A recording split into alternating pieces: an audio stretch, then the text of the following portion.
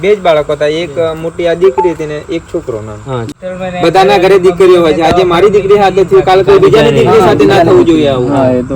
મારી છોકરીને ન્યાય મળવો જોઈએ, કેમ કે અમારી છોકરી આવી રહી નથી અને તાત્કાલિક ફાંસી કે ગમે તે હિસાબે જીવ તો આ રહેવા જ જોઈએ નહીં. તો હું તો ખાલી એટલું કહેવા માંગુ છું કે જ્યાં સુધી ન્યાય નહીં મળે ત્યાં સુધી અમારો આદિવાસી સમાજ તમારી સાથે છે. जय जोहार जय आदिवासी। दोस्तों आज हम जा रहे हैं उस 3 साल की बच्ची के साथ रेप हुआ उसके घर जा रहे हैं। तो महेश भैया क्या बोलना चाहेंगे? तो हम वहाँ की अपडेट आपको पल पल की अपडेट आपको बताते रहेंगे, तो इस ब्लॉग में बने रहे। जय जोहार जय आदिवासी।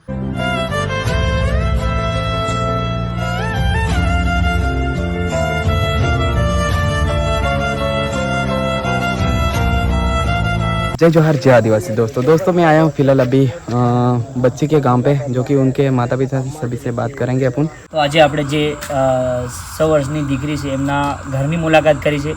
એમની ફેમિલી અહીંયા બેઠી છે, એમના પપ્પા લોકો અને જે બધા ફેમિલીના બેઠા છે.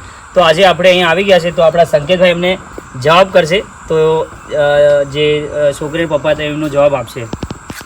આપણે છોકરી 6 વર્ષની હતી હે ને? હા બરાબર. આપણે લાઈફ જિંદગી ગુજારવાનું કઈ રીતનું મતલબ ચાલતું હતું જીવનમાં? મતલબ આપણે ધંધો મજૂરી કરીને આપણું ગુજરાન ચલાવીએ છીએ. ગુજરાન ચલાવીએ આપણે, પછી પૈસાનો ખર્ચો હોય, અમુક લીધેલા હોય, આ તે બધું આ રીતનું ધંધો ચાલતો હોય હે ને? આ રીતના આપણે આપણું ઘરનું પાલન પોષણ કરતા હોય.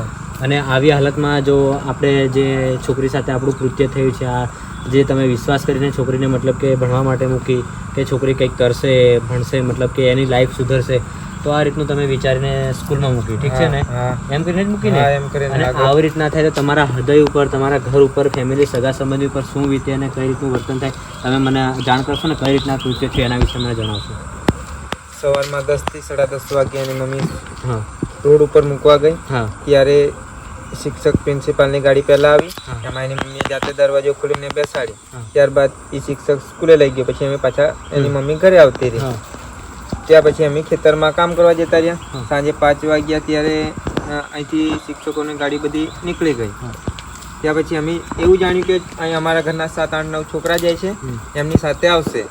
એમની એ છોકરા આવી ગયા તો એમની સાથે નથી આવી. ત્યાં પછી અમે શિક્ષકોને ફોન કર્યો. ત્યારે એના વર્ગ શિક્ષકને ફોન કર્યો ત્યારે એ લોકો એવું કીધું કે હું 4 વાગ્યાથી સ્કૂલમાં નથી. ત્યાં પછી બીજા વિક્રમ સાહેબને, બાબુ સાહેબને ફોન કરીને પૂછવા કીધું મેં, તો કે અમારી સાથે નથી આવી. ત્યાં પછી અમે જે પ્રિન્સિપાલ જાતે લઈ ગયો તો એમને ફોન કર્યો. તે કહે છે હું 2 વાગ્યાથી સ્કૂલમાં નથી. ત્યાં પછી અમે સ્કૂલે તપાસ કરવા ગયા. ત્યારે ત્યાં આખી સ્કૂલના ગેટથી માંડીને વર્ગના તાળા લાગેલા હતા. ત્યાં પછી અમે 3 જણા જોવા ગયા. અંદર ગેટ કૂદીને પ્રવેશ થયા તો અંદર ગંભીર હાલતમાં કોર્ટની અંદર અને વર્ગ ખંડની પાછળ ગંભીર હાલતમાં નાનજી 3 ફૂટ જેવી ગેલેરી છે એની અંદરથી મળી હતી. ત્યાંથી અમે ડાયરેક્ટ સિંગવડ સરકારી દવાખાને લઈ ગયા.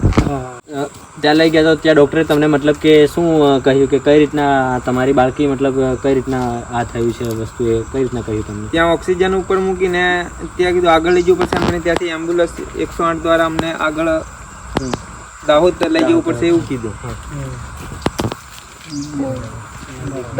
ત્યાંથી પછી નીકળ્યા બાળકની હોસ્પિટલ નિમખેડા કરીને ત્યાં બતાવ્યું.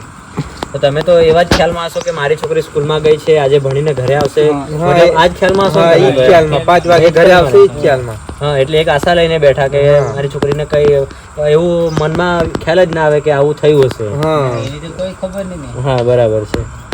તો તમે મતલબ કે આ વસ્તુ માટે તમને જાણ થઈ પછી તમે હવે શું અપેક્ષા રાખો છો સરકાર પાસે, કે પછી તમારી શું અપેક્ષા ખુદની છે કે તમે કઈ રીતનું આ બાબત ઉપર તમે સરકારને રિક્વેસ્ટ કરશો કે તમારી છોકરીને ન્યાય કઈ રીતના મળે? એ રીતના અમે તો મહેનત કરીએ જ છીએ, પણ તમારી છોકરીને ન્યાય મળવો જોઈએ, કેમ કે અમારી છોકરી આવી રહી નથી અને તાત્કાલિક ફાંસી કે ગમે તે હિસાબે જીવ તો આ રહેવા જ જોઈએ નહીં.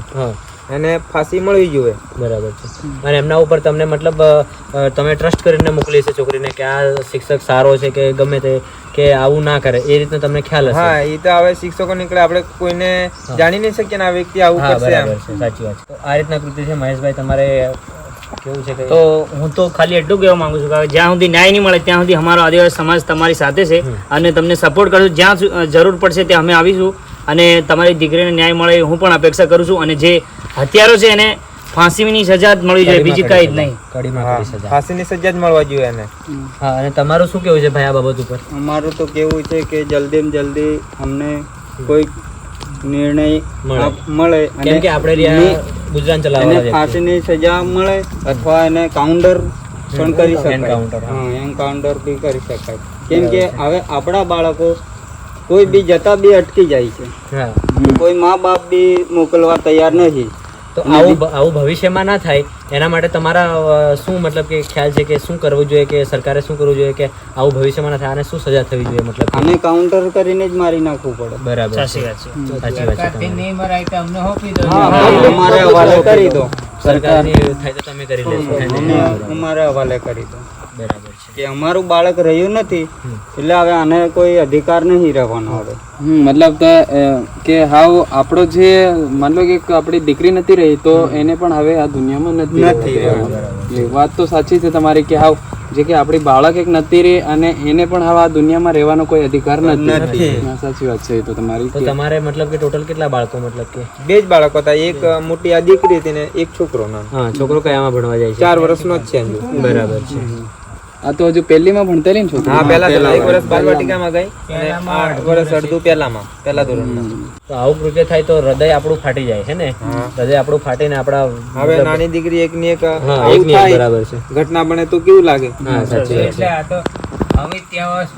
બધાના ઘરે દીકરીઓ હોય છે. આજે મારી દીકરી સાથે થયું, કાલે કોઈ બીજાની દીકરી સાથે ના થવું જોઈએ આવું. હા, એ તો વાત સાચી છે. બરાબર છે. તો આ અમે દીકરીના ઘરની મુલાકાત લીધી. દીકરીના ઘરની મુલાકાત, દીકરીના પપ્પા છે આ, જેમના હૃદય ફાટન એમનું વર્તન છે. મતલબ કે બહુ દુઃખી છે. એમના કાકા છે, એમના બાબા છે, બધા જ આ પાછળ તમે જોઈ રહ્યા હશો એ રીતના બધા જ છે. એમનું રુદન એક આપણે કહીએ કે આપણા સાથે થાય તો આપણી હાલત શું થાય?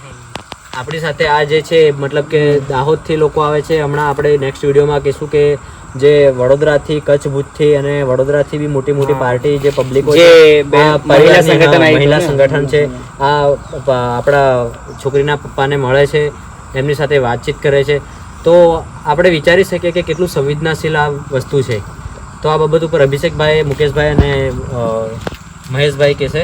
તો આપણે તો હું તો કહેવા માંગુ છું કે જ્યારે હરેક બહારના માણસ બી આપણને સપોર્ટ કરતા હોય તો આપણે સ્થાનિક લોકોને બી બધાને મળીને જે આ નાની છોકરી છે એને ન્યાય અપાવવો જોઈએ અને આવા કૃત્ય ના થાય એના માટે આપણે જે હત્યારો છે એને ફાંસીની સજા મળે એવી હું આશા રાખું છું. અને એના માટે આપણા અભિષેકભાઈ બી 2 શબ્દ કહેશે.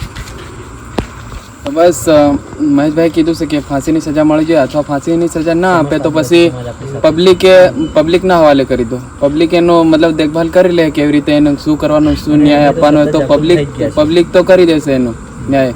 કેમ કે આ દુનિયામાં અત્યારે છોકરી નહીં રહી. જે કે 2 દીકરા હતા એમાં એક છોકરી ને એક છોકરો હતો તો એમાંની પહેલી ધોરણમાં છોકરી ભણતીને આવું કર્યું તો પછી એને એમના મમ્મી પપ્પાને શું મતલબ વીતતી હશે. તો આ માણસને જીવતું નહીં રહેવા દેવાનું આ દુનિયામાં એ અમારું પણ કેવું છે. સમસ્ત આદિવાસી હા, અમારે મતલબ આદિવાસી પરિવાર અમારો સાથે છે અને ન્યાય મળવો જોઈએ. એ માણસ હવે આ દુનિયામાં નહીં રહેવું જોઈએ.